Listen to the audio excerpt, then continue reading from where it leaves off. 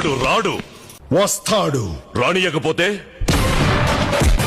ముహూర్తానికి రాకపోతే ముక్కోడి దేవతల సాక్షిగా మిమ్మల్ని ముక్కలు ముక్కలుగా నరికి వాడిని తీసుకుపోతా. నా ఇంటికొచ్చి నన్నే నరుగుతానంటావా?